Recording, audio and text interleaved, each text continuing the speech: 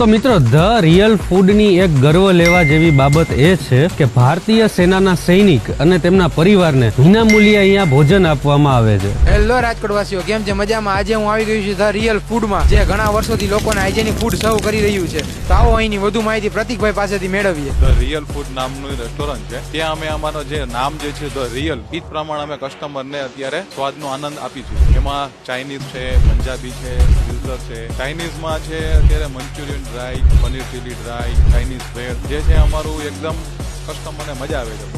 દૂર દૂરથી માણસો અહીંયા સ્પેશિયલ ખાવા માટે આવે છે. કારણ એનું રીઝન છે, અમે એમાં અત્યારે કંઈ પણ કલર નથી નાખતા, એસન્સનો ઉપયોગ નથી કરતા.